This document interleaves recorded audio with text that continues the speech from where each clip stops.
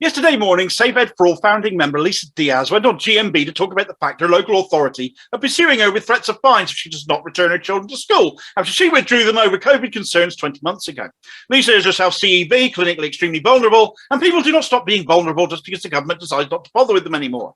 Schools are the most densely populated areas of our society on any given day. Boris Johnson himself described them as vectors of transmission, yet still they have been consistently the last places to close and the first to open because, frankly, the economy matters more to this government than lives do.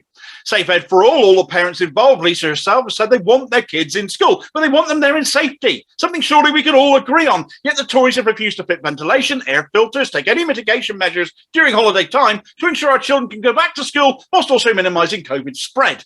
No, I don't need to tell Lisa or anyone from Safe Ed this. She's far more knowledgeable about such things than I am. As a former teacher herself, she knows the environment. And she went on GMB to face Richard and Susanna, armed with the latest details from Independent Sage that kids are being hospitalised more as a result of Omicron, the latest from the ONS that 117,000 kids now have long COVID. She was treated as a frightened mum. She was asked why she thinks school is more dangerous than going shopping or being at home. And the obvious answer is that what mitigations were there have been stripped away. Just open a window. It's winter.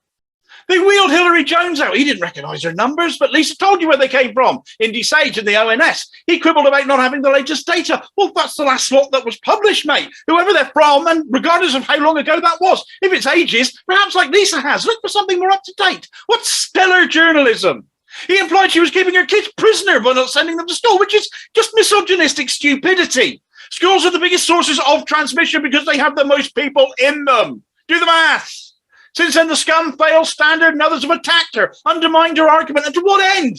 More kids are getting sick or worse because kids are dying too. This was trial by media of a parent, just like any of us. She had the balls to get up there and speak up for her kids, her situation, her concerns. But by doing so, she also spoke for a hell of a lot of other worried parents, myself included.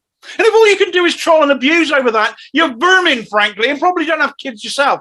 Because if you did, you'd get it.